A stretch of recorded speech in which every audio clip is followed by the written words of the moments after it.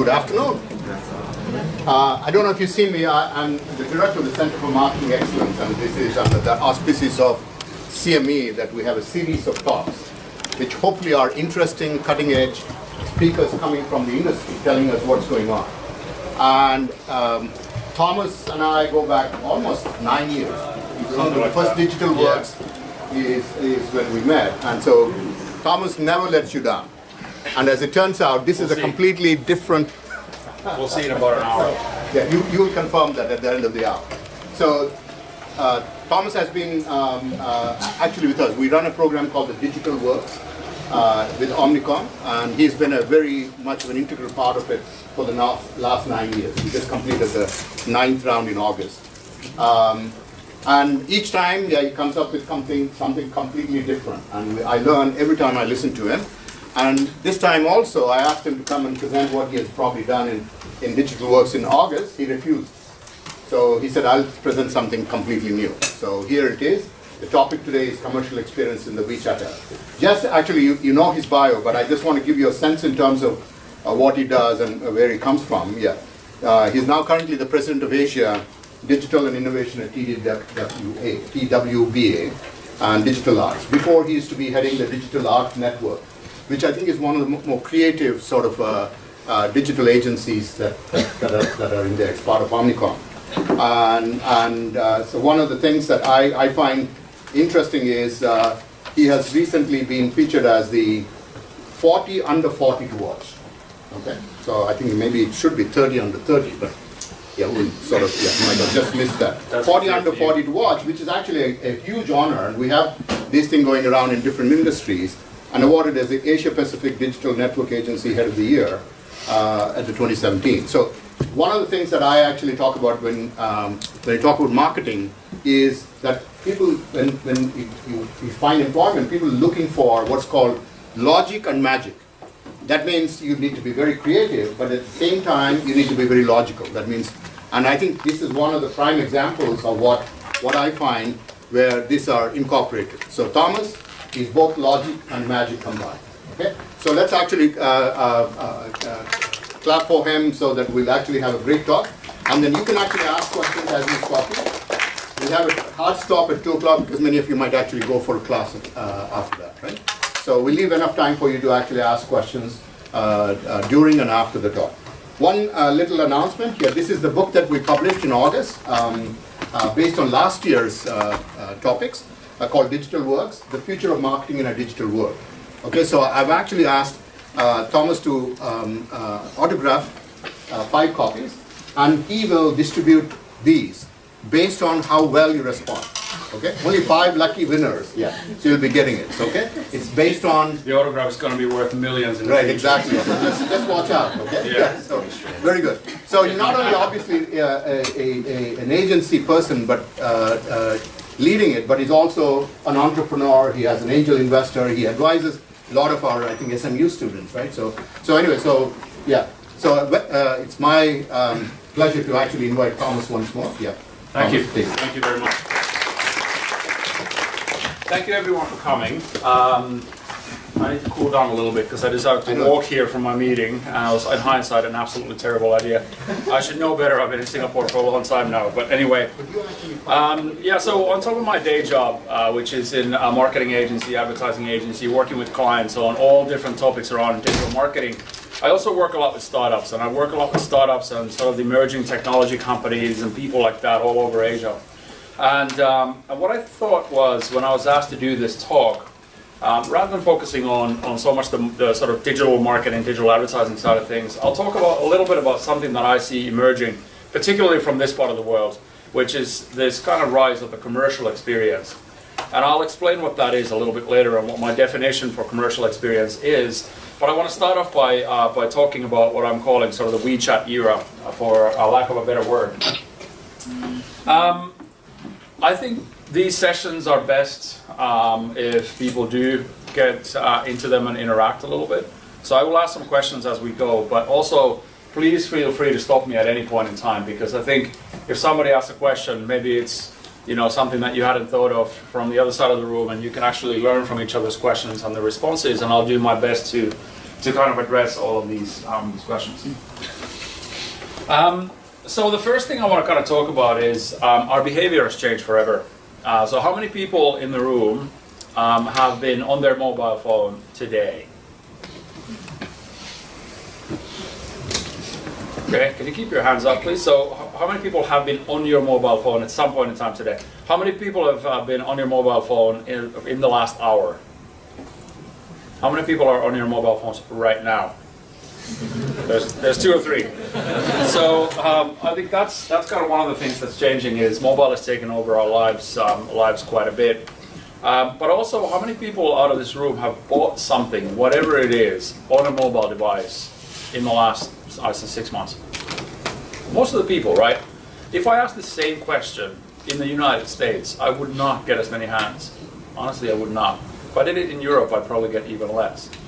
And I think this is something I'm quite passionate about. I mean, obviously, I'm from the West. I was born in Finland. I was born and raised there. I spent the sort of early part of my career in the US, but I've been in Singapore for the last 7, 8, well, I guess 9 years since I've been working with SNU. And in the past, when we'd look for innovation, for behavior change, for commercial experiences, for things that are changing in marketing, we'd typically look at the West, right? We'd look at what are the Americans doing, or what are people doing in London, or what are people doing in this part. I think that's fundamentally changed now, because a lot of the behavior around mobile, a lot of this thing is actually led by the East now. You know, we're looking at places like Shanghai, we're looking at places like Indonesia, Singapore, and this is where the innovation is coming from. If you look at the digital innovation that goes way beyond marketing, what is our behavior driven by? What are the startups doing at the moment? What are the technology companies doing at the moment? The innovation is coming from here. And I think we're in very many ways fortunate to be living in this part of the world, because this is where a lot of the change is really truly coming from, I think. And I want to kind of just touch on a few things. You know, obviously in China, we've got this little app called WeChat, which you know, started off as a simple messaging app, and it started off by addressing a few problems and a few emerging behaviors that a couple of very bright entrepreneurs saw in China. And that was really the sort of connecting people through messaging. And it started off as a messaging app, but what's really fascinating about this is it's evolved from that to becoming a billion-user global e-commerce giant, right? And there's not too many companies anywhere else in the world where you can do this. And obviously there are very established innovation players. You've got the Apples of the world, who are big, massive global brands and big innovators that are coming from the West. But what's really crazy about this is they did it in less than 6 years. And that's how fast things are changing in our part of the world here. And you know, China is one example of driving really R&D, and obviously you've got a domestic consumer base which is absolutely massive, and that doesn't, you know, doesn't take away from the fact of innovation, because there are a lot of other examples. And I want to talk about something from Southeast Asia. I was kind of considering whether I'll talk about Grab, but I think Grab is an example that's quite mainstream now, and I wanted to talk about something else, which I find actually one of the most fascinating startups that are coming up and changing the landscape in Southeast Asia, and I think they're going to be a big global player in a couple of years' time. So, how many people have used Gojek or know of? Let's start by how many people know of Gojek? Most people. How many people have used it? A few people have used it. That's good then, because I'll kind of explain a little bit about the business drivers behind their success. So, what I actually find really interesting about innovation in this part of the world is a lot of it's a lot more nimble. A lot of it's a lot more based on consumer behaviors and real problems you have around these cities and these countries we live in, the societies that we all contribute for. So these are, on the screen, these are what are called Ojek drivers. So these guys have been around for decades, literally, you know, playing off the fact that in a lot of Indonesian big cities, obviously traffic is an absolute nightmare. And getting around the traffic in a motorcycle is a lot easier. So if you wanted to go from point A to point B, you hire an Ojek driver. They'll take you from around the cars and around the traffic, and you'll get to where you're going to a lot faster. But where people's behavior kind of evolved to was to use these Ojek drivers, not just to take you from point A to point B, but also to get them to pick something up for you. You want lunch or you want something delivered, use these guys. What do you think the big problem of this business model is in today's world for these guys? Keep in mind, good questions get autographed books which are going to be worth millions. Not guaranteed, but it could be. What do you think from a business point of view? We're, thinking about this from a marketing and business angle today. If you have these guys who basically make their livelihoods out of driving these OJEC bikes, what are some of there's like 2 or 3 things that we can kind of uncover from this? What do you think? It's cash outside. Didn't agree. Yep, cash. Cash is a big problem, right? Because, what if somebody gets you to drive from South Jakarta to North Jakarta and just runs off? You don't get paid. Plus, handling cash has its own risks, which we could talk about for a long time. Cash is one thing. What do you think are some of the other problems? Security, you don't know whether the guy will bring you to where you want to be. That's right, security. You jump on one of these guys, what if they just take you around the block and rob you?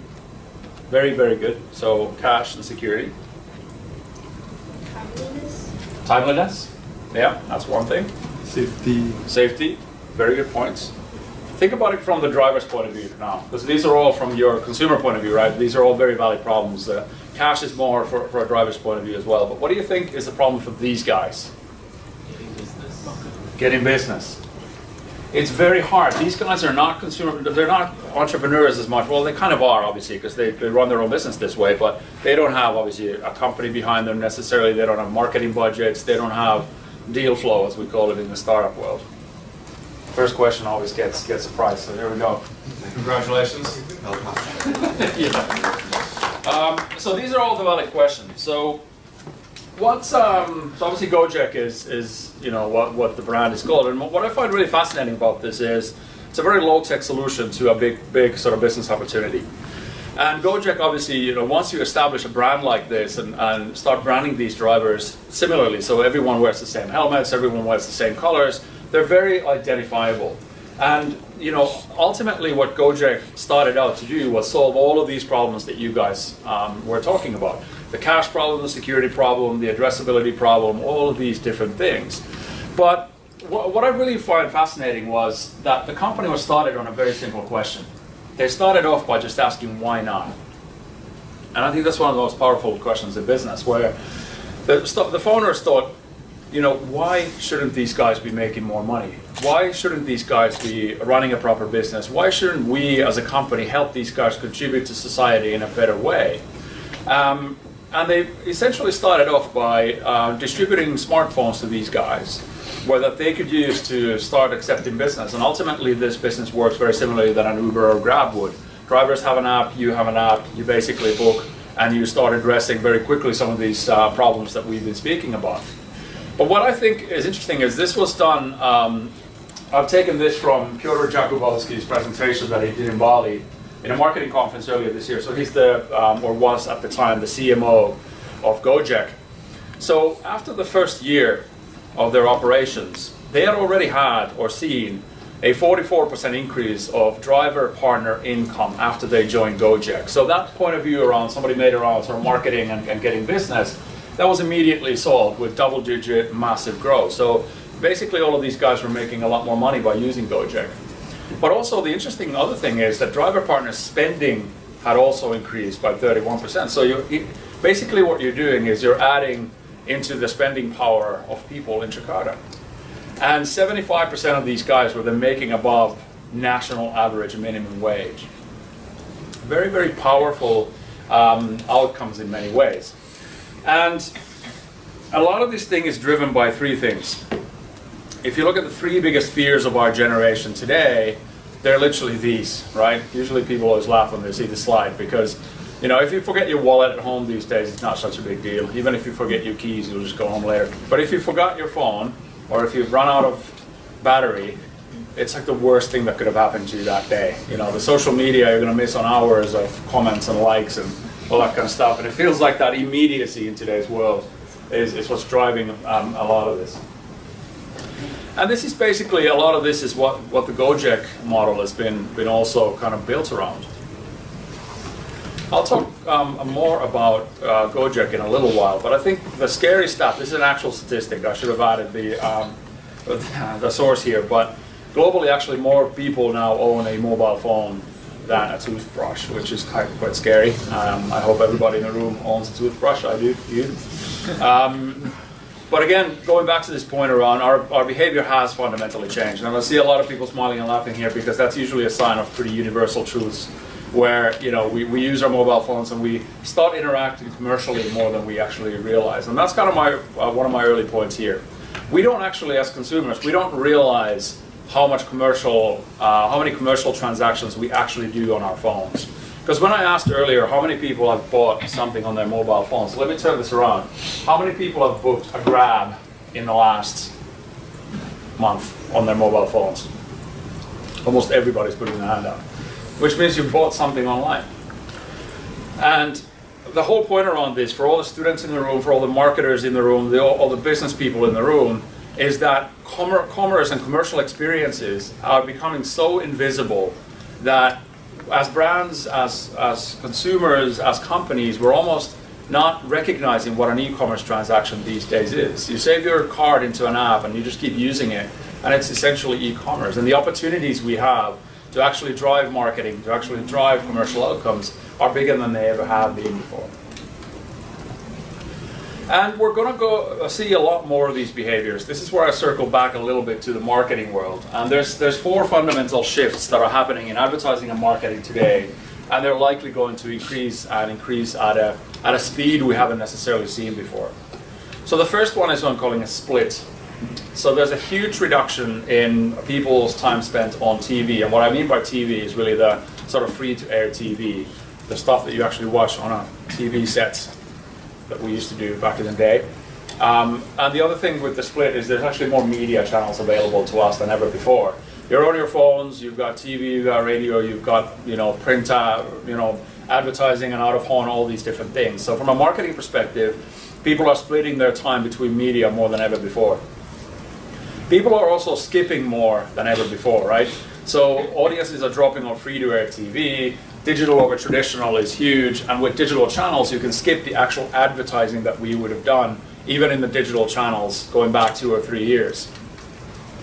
People are blocking a lot more, so Asia is actually leading ad blocking software usage in the world globally by quite a big margin, and that's happening in mobile devices more than on laptops and all of that. Partly it's driven by the fact that we actually use more mobile phones to access the internet to begin with, but ad blocking is huge. Especially in mobile. And subscriptions are the other sort of fourth big area. So I would probably argue that most people here will have one kind of an entertainment subscription service, either a Netflix or a Spotify or something like that, where the opportunities for marketers are much lesser to do the kind of marketing we used to do, which is the interrupted kind. I'm here to interrupt 30 seconds of your life by showing you a commercial message and hoping you remember it and buy from me. We're going to have to get a lot more creative about how we build these experiences for people who are buying almost invisibly on mobile devices, who are behaving in this kind of way increasingly, and the marketing dollars are harder to get to. So what the bulk of my presentation will talk about in the context of all of this is that in today's world, when you look at marketing, when you look at digital marketing, when you look at digital advertising, when you look at creating these experiences for people, my point of view is that we should start with the commercial experience. Today's marketing usually starts what we call sort of at the top of the funnel, where this model has existed for decades now. It was kind of pioneered by the P&Gs of the world 70, 80 years ago. You always start by creating some kind of a message that drives awareness for people.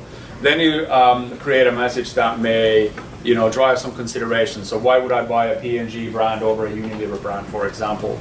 Then you do more tactical work, potentially at the point of sale physically, or even at a digital point of sale. You're at an e-commerce store and you can see a banner ad, and if you buy right now, we'll give you 10% off. And then once you've bought our product, it's that advocacy piece. How do we get you to talk about our product or our company to other people? And this has been the marketing funnel for a very, very long time. And I think if we go back to those four behaviors that I spoke about earlier, this model is fundamentally broken today. There's so many different places we can influence people that if you only operate on this model, it's very hard to succeed. And I argue, now this is my point of view, you can either choose to believe it and listen to it or not, but this is my point of view, where in today's world where the commercial experiences are everywhere and they're so invisible and so frictionless, we actually should start off with this bottom-up approach. I'll talk more about what these commercial experiences mean and what the definition of that is. But if you start off by building a commercial experience that people genuinely want to use, that people genuinely want to be a part of, and then you work your way up from there. You make sure your conversion marketing is in a place where people are driven automatically to a place, you're very visible on search and all these kinds of things. And then you create some content on top of that creates that awareness for you. And then at the end, if you haven't done your job yet, then you can start creating some of these more sort of creative experiences around awareness that get people to kind of identify with your brand. Does this make sense? Any questions so far? Keeping in mind there's books involved. No? Yeah. Sorry, can I just clarify? So what you're talking about in terms of commercial experience, isn't that the same as content slash value provided to the consumer? Yeah, so I'll talk a little bit more about what my definition of the commercial experience is in a little bit. It will kind of make a bit more sense, but sort of thinking about this from the point of view of not starting with the emotional advertising content necessarily, but actually creating experiences for you to buy that are as frictionless as possible. And the content will then get you there. I'll explain that in a little bit, actually, right now.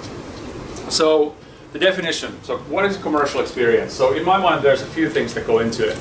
The commercial experience is, one component of it is the actual customer experience you get with a brand. What I mean by that is if you're a Singtel customer, for example, and you use their app. I use their app a lot because I travel a lot for work. I use it a lot to book your roaming services, for example.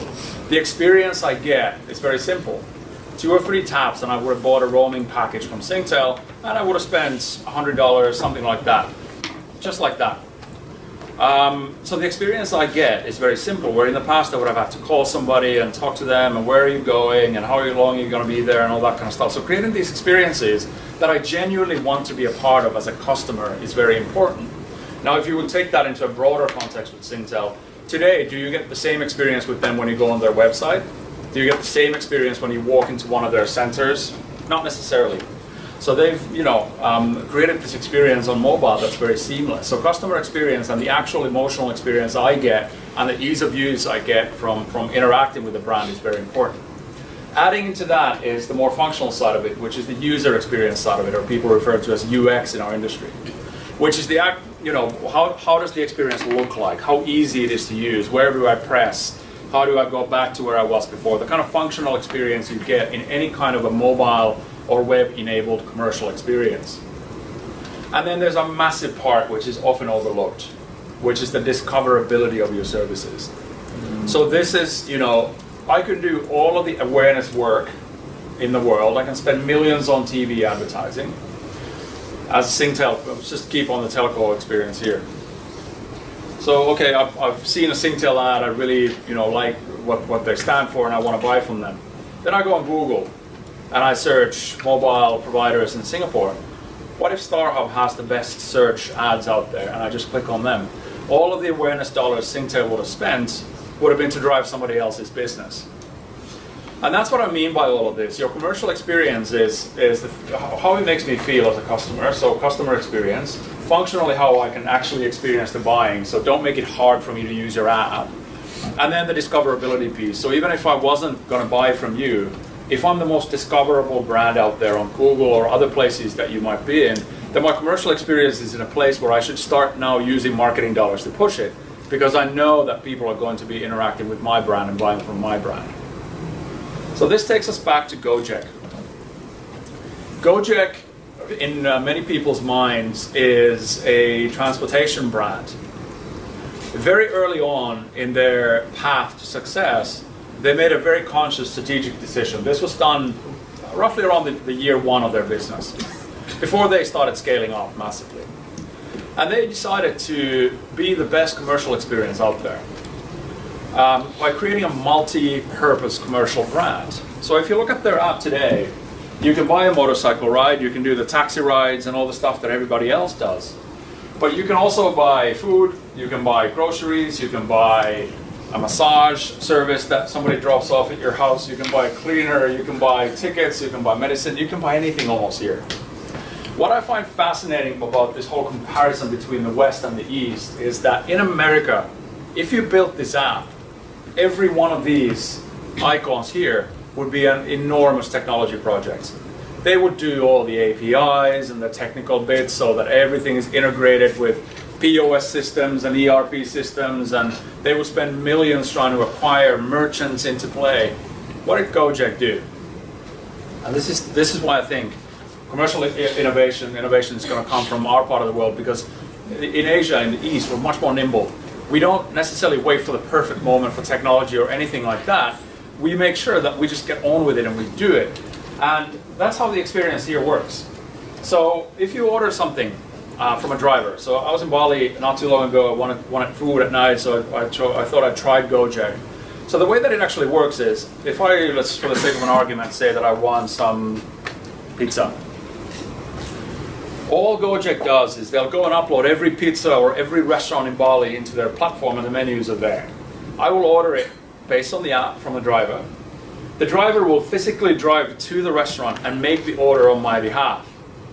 Pay with either cash or using the sort of Gojek payment systems on my behalf, pick up the order, drive it to me, and then I will pay them back, either using the credits I have on the app or cash. And then Gojek will insure that driver so that if they pick up the food and pay for it and I don't pay for it or I don't show up, they'll still get their credits back. Time for question number 2. Why do you think that is such a fundamental part of how they grew so quickly? There's a book up for grabs for this one. Why do you think this way of growing, of actually physically having the drivers go and pick up something for you, was so fundamental in their growth? Peace of mind. It gains the confidence. Peace of mind? Sorry, I think it gains the confidence of the drivers.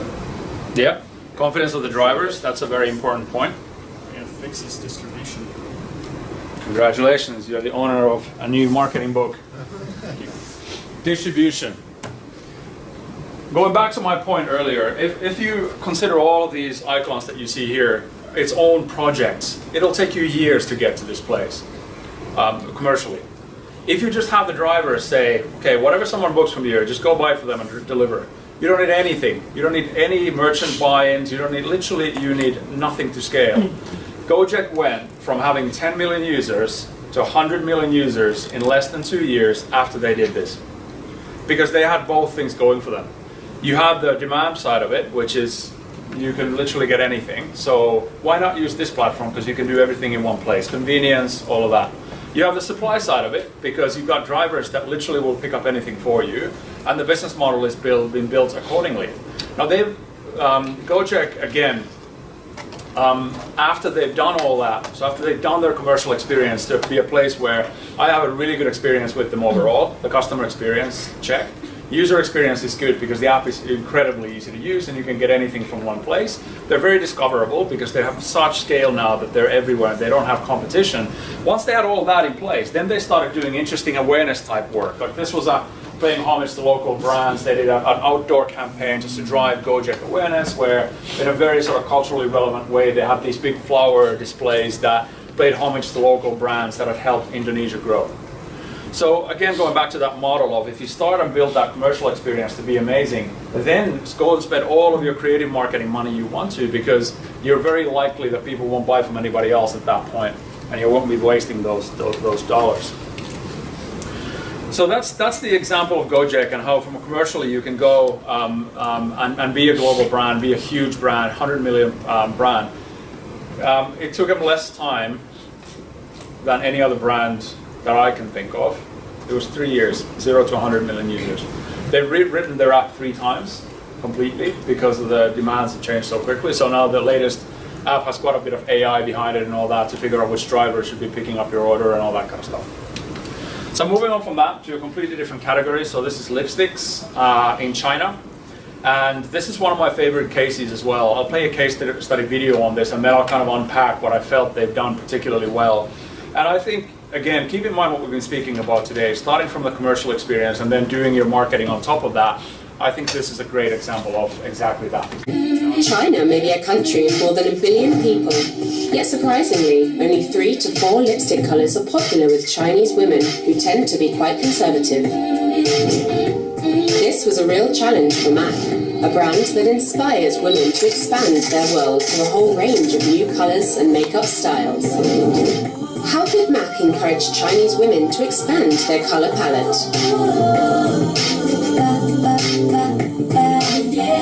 MAC's first entry to Alibaba's Tmall, China's largest e-commerce channel, had to challenge the status quo. MAC needed to rethink the entire Tmall e-commerce user experience with a color selection interface designed for apparel, making it extremely difficult for shoppers to preview MAC's extensive range of colors. To make a stunning debut, MAC collaborated with Alibaba to create a totally new experiential user interface that enabled women to preview swatches directly in the listing, expanding a full-screen color palette with a variety of texture shots. This was supported by the Art of the Lip campaign, positioning MAC as the lipstick brand to help Chinese women break out of their color limitations and to live more colorfully. MAC's new lipstick interface took Tmall by storm, achieving double the sales target during the year's biggest shopping day in China, November 11th. More importantly, thanks also to the Art of the Lip campaign, MAC customers increased their lipstick color portfolio, with basket sizes increasing 2.8 times versus the category average. MAC's new user interface became the standard for all cosmetics brands on Tmall, empowering Chinese women to explore more of their colorful side.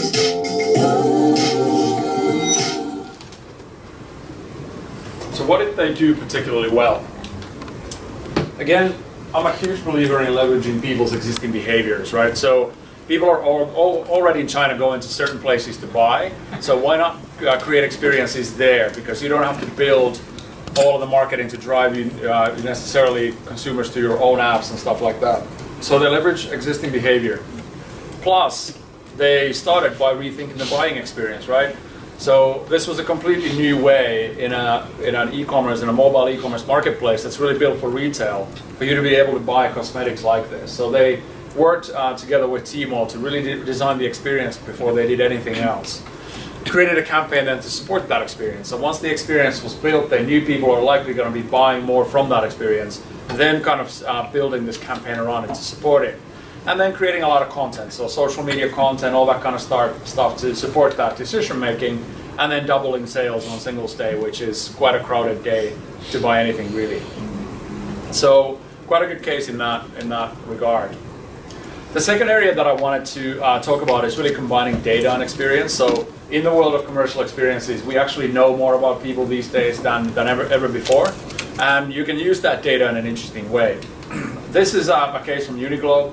It's again from China, but keep in mind, in e-commerce, using data to retarget you and all that kind of stuff online that's bread and butter. Everyone does it these days. You look at a product and you go to Facebook and that product follows you everywhere, even after you bought it, right? But this was done in a more innovative way, I think. They were using some consumer behavior triggers in an interesting way. And again, I'll let you watch the video and I'll kind of unpack what I think they did particularly well here. In China, the biggest shopping day of the year is Singles Day. It's become a must-win event for brands in the market, in many cases delivering up to 50% of their annual sales in a single day. Of course, the day comes with steep challenges. First, the scale of the promotional day naturally brings with it intense competition. Second, the typical consumer on Singles Day is a bargain hunter. Margins are razor thin. Third, sales on Alibaba's platform limits the direct connection to the consumer for brands. To solve these challenges for Uniqlo, we decided to hijack the largest e-commerce platform in the world on their largest shopping festival of the year. Looking at historical sales data, we knew that some clothes are more likely to be purchased in-store. We also knew there were countless items being added to Tmall shopping carts, but not converting into purchase. Combining these two insights gave us a list of 5 key product lines to target on Singles Day, focusing our investment dramatically. On the day itself, we targeted only users on Tmall that had added these products to their shopping carts, but not yet purchased. We showed these users special coupon offers with unique call to action in the creative, lower prices in store. These creatives were optimized by location. The closer a user was physically to a Uniqlo store, the higher the incentive offered. This online to offline approach helped Uniqlo crush the largest shopping festival in the world with astonishing results. Foot traffic to Uniqlo stores increased 10 times the previous Singles Day. Sales generated from offline Singles Day coupon redemptions were 34% higher than online, and offline customer acquisition on Singles Day turned out to be 100 times cheaper than online. So another really a buying experience example where you're kind of leveraging that bargain hunter behavior. People are all about looking at from a consumer behavior point of view. On Singles Day, most people buy because of the discounts. So you're really leveraging that well. But I think what they did was kind of an offline to online, back to offline strategy, which is quite rare to see still, where you're using offline data from stores and store sales to look at what's the inventory that I want to show people online, which was quite interesting. But then taking that sort of abandoned online carts behavior and using mobile targeting to look at, okay, I've added a particular thing into my online shopping cart, but I haven't bought it. Now I'm near a Uniqlo store, let's give you sort of a mobile coupon that's based on location and have me go and actually buy that item from the store.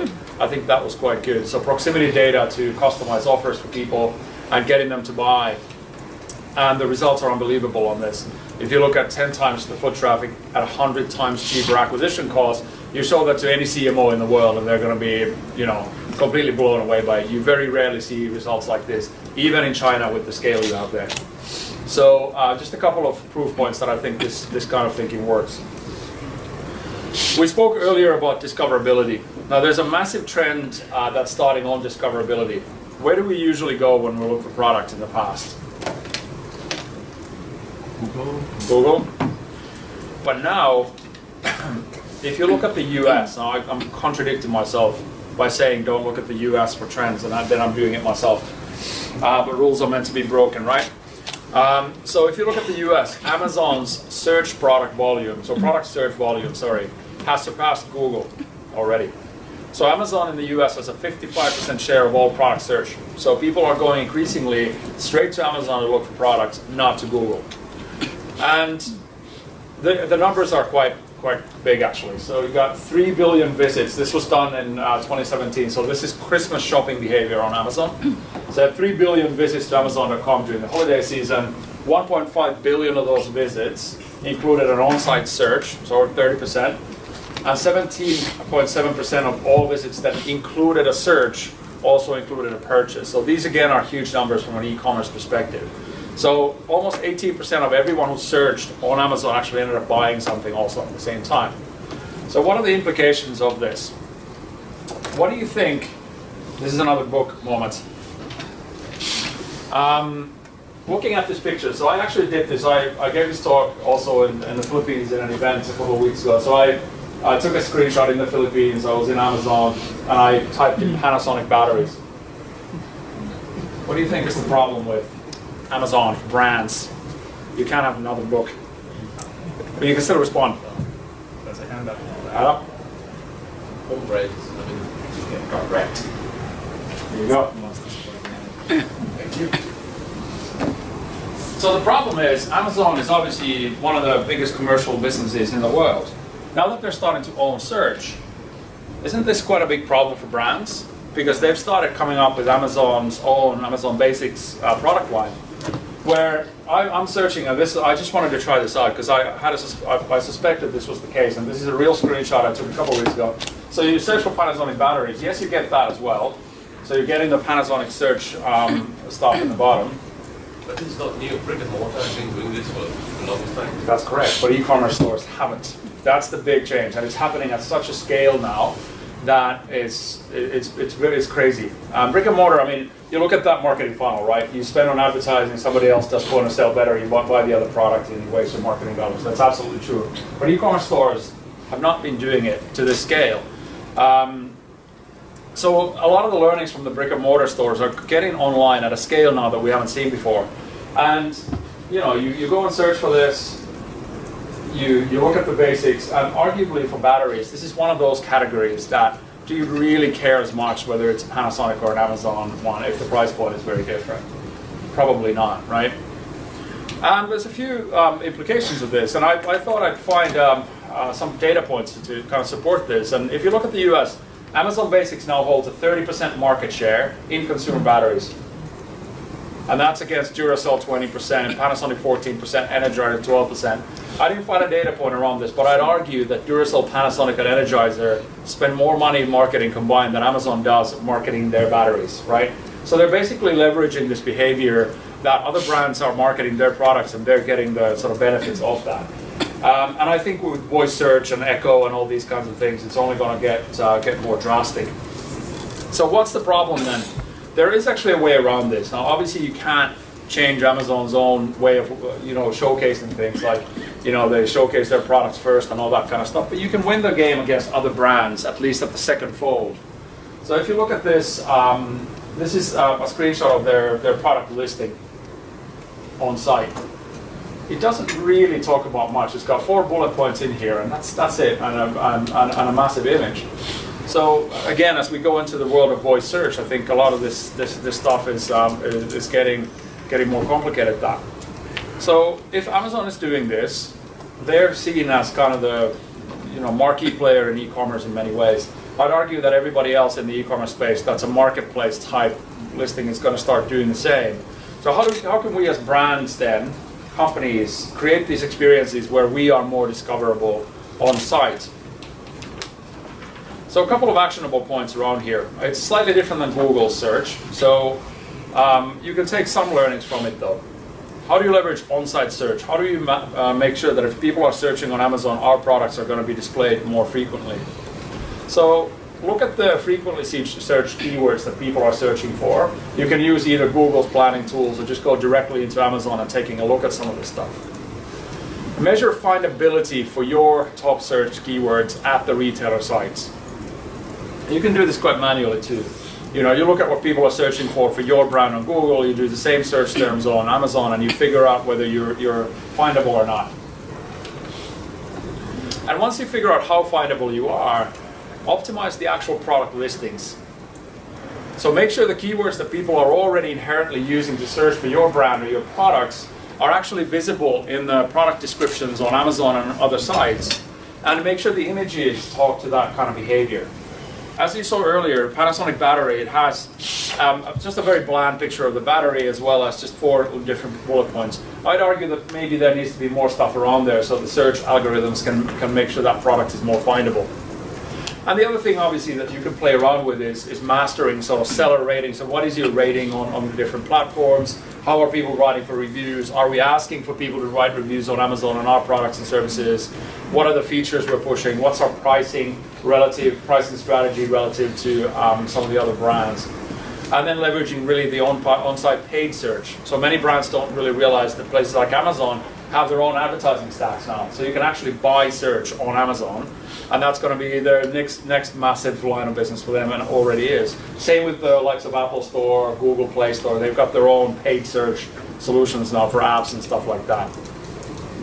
Because ultimately, people who use on-site search buy 2.7 times more than people who don't. This is from Adobe's shopper survey earlier this year. So the next kind of area that I'll talk about is creating the commerce itself as the experience. So this one is Samsung's new flagship store in New York. And it's quite a beautiful space, but I find interesting, I've looked into this a little bit more, and it's 56,000 square feet, so massive space. You can't actually buy anything from it. You actually can't. There's an interactive art wall. There's virtual reality experiences you can go and try. There's lounge areas you can literally just hang out at. There's a recording studio that you can use some of Samsung's latest gear to record music and videos and stuff. Kind of borrowing a little bit from that YouTube creator studio model they've had for years, where in New York, if you're a YouTube creator, you can rock up to Google's YouTube creator studios and use their studio for free. Very, very similar model. And they've got a 3-story, 96-screen display wall. And when I looked into this a little bit more, this was interesting. This is from Michael Coe, who's the senior director of store development. So this was kind of his team that built this store. And he literally says, I don't want you to buy anything in it. Just go. And going into this experience economy these days, if I if brands enable me to have these kinds of experiences with me, the hypothesis they have is that next time you're buying a product, you're going to buy a Samsung, regardless of where you buy it from. So you want to just have people experience it here, but buying it online, for example. That's kind of what they're looking at. So this is a great case. This is a marketing case from the US that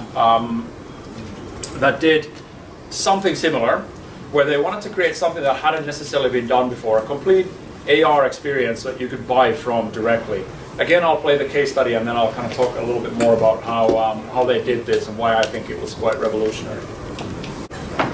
To the middle of the backcourt. Creativity and imagination is the key. Plus, he's got to make the dunk.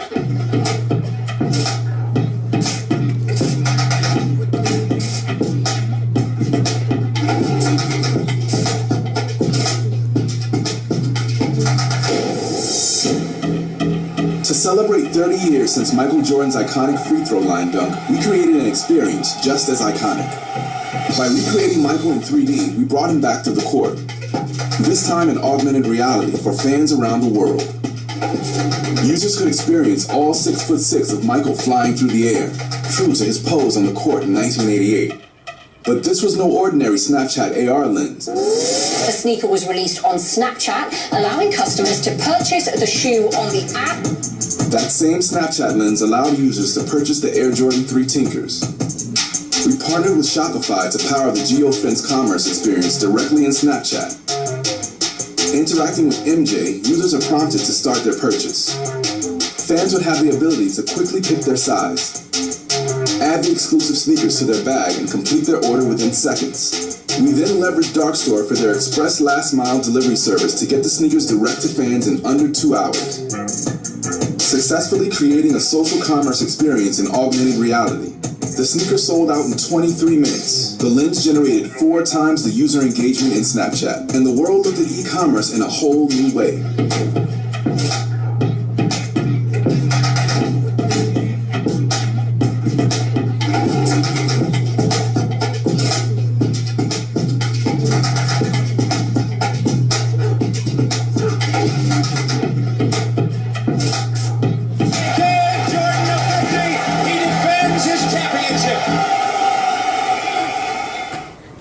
The first thing I find really great about this is the fact that you don't have to build everything yourself these days. This is a collaboration between a brand, a product that people love, a social platform, an e-commerce platform, as well as a logistics platform. So you bring everybody together, they're specialists in their own right, and then you create something that where the actual commerce experience, as we've spoken about it before, was quite amazing. So the customer experience you get is great because it's something you haven't necessarily seen before from Snapchat. The user experience was amazing because you can buy it directly from there. You have that emotional high of trying that thing. You can buy it straight by tapping twice. And then the discoverability obviously is there because you're discovering the commerce right from the experience you're already in. But there's a few other things that I think they did particularly well, where again, they leveraged existing platform behavior. So people are already on Snapchat and they're expecting these brand lenses and these experiences. So you didn't build your own AR app, you didn't build your own experience somewhere else. You built it inside of a place where people expect those kinds of experiences already anyway. And you also based they based their commercial experience on a cultural moment. And that cultural moment was the Michael Jordan 30-year anniversary of that absolutely iconic moment, which is not that iconic in this part of the world, obviously, but it is in the US. And, you can pick locally relevant cultural moments like that in all of the markets in the world and base these commercial experiences around that. They also had a bit of a novelty factor in here because this was ultimately the first sort of AR e-commerce experience that you could do in Snapchat at this kind of level. And then again, Shopify was brought in to be able for you to be able to make that commercial transaction right then and there. In the old world, so 3, 4, 5 years ago, they might have done the AR experience and said, go and buy in store, or go to our e-commerce website and buy. Now it was literally 2 or 3 taps and you were done. Before you even got off your emotional high of looking at Michael Jordan right in front of you, you already bought it. And then that Darkstore collaboration for 2-hour delivery. And this also made sure that they could only do this in certain parts of the world, so they only did this in a very specific area in the US. But again, the end-to-end commercial experience, all the way from experiencing something emotional with the brand to actually getting the product within a 2-hour period. That's pretty amazing. And this is like all of these things that I mean by commercial experiences that we can build for people. And then they sold out their shoe in 23 minutes and had 4 times the engagement they would typically get. And Nike gets quite high engagement anyway because it's one of those passion brands. Thomas, question. 23 minutes. Did they manipulate that? Because that's Michael Jordan's number. That's a very good, that's a book question right there. I also don't have an answer to that, so that's why you get a book. I don't know, but that's a good point. I don't think they did. And also, obviously, the other thing they don't talk about in this case, and I wasn't able to find, is how many shoes they sold. I mean, if you've sold one shoe, they could have probably sold out in 1 minute. I think we give them the benefit of the doubt. It's Nike, and if they launch something like this, they won't go in with a small batch, basically. It's a really good point, by the way. I'll use that in future. Right, so some of the key takeaways from this, yes, go ahead. Yeah. Exactly. So from a business standpoint, the marketing dollars spent to create the awareness and to leverage all this. Yeah. What is the balance of things? Because as a business, Yeah. we're dealing with, we still need to spend advertising dollars, but we need returns on investment. Yeah. Before we change the ratio, how do you actually balance? Yeah, that's a great question. So the question was, if you didn't hear it, was how do you balance the fact that for all these experiences, you still need to spend marketing money to create awareness of these experiences, and how do you change the balance? In my mind, they're actually, it's not so much changing a balance, it's changing the way you work completely. The way that we're, advising our brands is, well, there's 2 ways to look at it. Do you drive more people to your experience, or do you get more of the people you already have to buy? That's the balance, and my answer is you should do both. So there's actually, you should look at it as 2 different budgets. The way some of our clients do it, for example, is they've got a completely separate budget for the commercial experience side of it, which usually doesn't come from marketing budgets. It comes more from a business budget of creating your platforms, or even IT budgets in some cases, where you're creating the experiences themselves.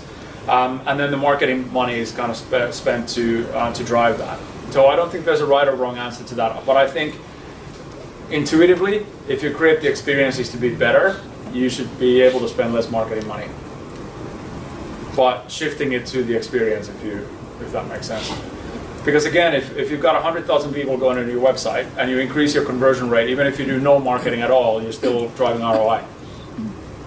But then when your ROI, that you drive from your commercial experience gets better, the more marketing dollars you spend on top of that, your ROI should get exponentially better.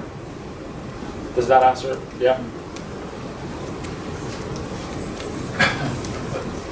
Wouldn't you want to leverage on social media and free advertising in order to reach that sort of goal that you want? I don't think there's such a thing as free advertising these days. I honestly don't think so, because we often get these questions, and I think quite a lot of people assume that when you look at digital and social channels that it's cheaper. I actually think producing content for social is getting more expensive now than it used to be on TV, for example. Because in TV, when you didn't really need to worry about creativity as much, you could still get in front of people by just paying, right? Now with social, you're competing with all the cultural moments and stuff. I use this example in the Philippines where, in the Philippines when basketball season happens, literally everything else stops. In social media, basketball is the only thing people look at. If you put your brand message in there, it's got to be very well done and produced and based on an interesting insight and everything. So the actual content, even though the media spend might be smaller, the content you create has to be that much better. And I think that the days of sort of free social media stuff are pretty much gone. I mean, you can get a hit here and there.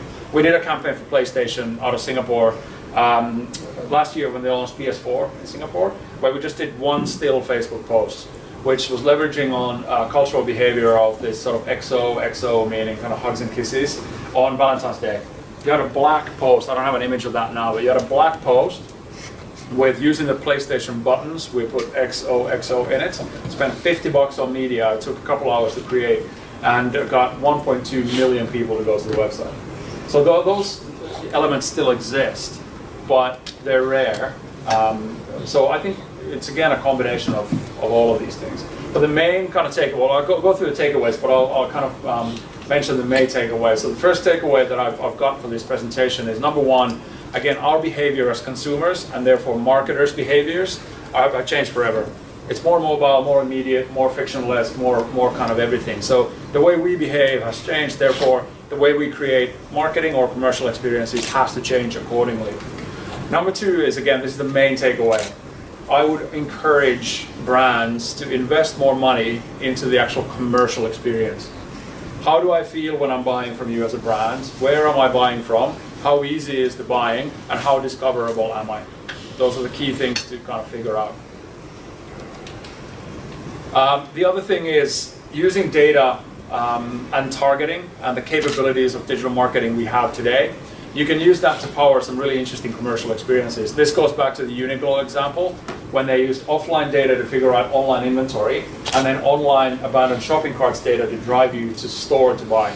Very, very interesting way of using data that nobody else had thought of. The other one is the Amazon examples of on-site search is becoming as critical to success as just buying sort of SEM or whatever you buy on Google. And then really, if you look at these unique experiences, they've got the potential to drive some really remarkable results. So that Nike sort of Air Jordan case is a good example of that, where you create an experience for people that they haven't seen before, but you enable people to buy right at that moment and create that end-to-end commercial experience. You can get some really, really remarkable results off the back of that. So we are in a world where human experience and whatever that is, robotic tech, AR experience meet.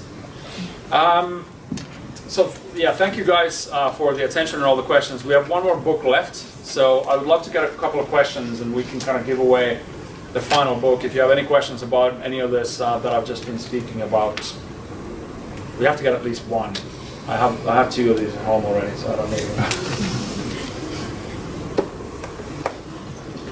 For the commercial experience part, the way you share, can we use design thinking as a process to develop that? Absolutely, that's a great comment.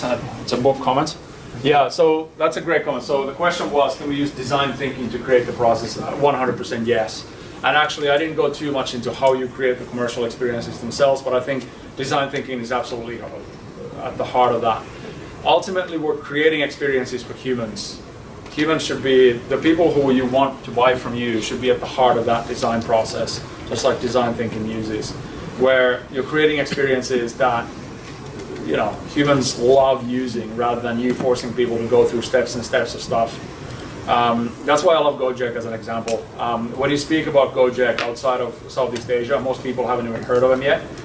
They will soon. They just raised a big round and they're coming into Singapore, Malaysia, Vietnam, Thailand, and Philippines. So most people will have heard of them soon. But again, they created an experience that just, like, why wouldn't you use it? It's so easy and it's everything in one place. And again, putting the human at the heart of it, solving real problems around a city like Jakarta, where it's genuinely hard to go to the grocery store if you need something. So it's solving a real problem, creating an experience that people genuinely want to use. And that's at the heart of design thinking, actually. Solving problems in a way that humans want to use. So it's interesting contrasting what you said about Gojek and WeChat. Yeah. WeChat started as a messenger. That's right. And in fact, they evolved into a platform, just like Gojek. Yeah. Gojek went with a taxi app. Yeah. And then essentially created a platform which essentially does everything. Yeah. So in terms of, it looks like there are two different companies approaching it differently, coming from different directions, but arriving at the same kind of... arriving at a similar place. Yeah. The reason why I don't talk about it, because I could very easily use WeChat as an example as well, but I think WeChat has become so mainstream and so big that it's too obvious. But I think both of them had a key moment in the history of the companies. Gojek's moment was really realizing the fact that we now have the distribution network. We've built the distribution network for transport. Now we can transport anything. And then they built a service on top of that. So by starting from transport, they already had distribution. WeChat, very early on, started solving the payments problem. So when they had solved payments and had scale around that, then e-commerce was naturally built on top of that. So they both had sort of one moment when they realized, wow, what we've actually built can be used for something so much more. So yeah, you're right. They approached it slightly differently, but ended up in a similar place. I still think Gojek has more potential than WeChat, personal opinion, because it's so tied to everything end to end. And they similarly have their payment systems. WeChat's obviously gotten a lot more traction, but I think Gojek has at least as much potential. I wish I'd invested in them 5 years ago. Didn't. Any other questions?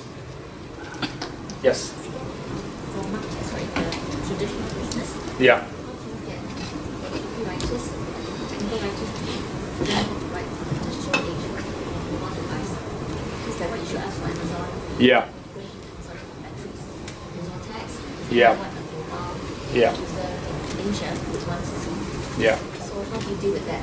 This is technical writers, content writers also used to hard copywriting. Yeah. Yeah. So, question was, how do you get technical writers who are used to copywriting to write in this new era of writing for search and mobile and everything?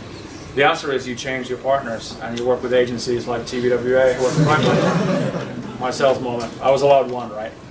No, in reality, I think it's more of a partnership. So I think copywriters who are used to writing in other channels can write like this, but you've got to pair them up with somebody who really understands how search works from a technical point of view.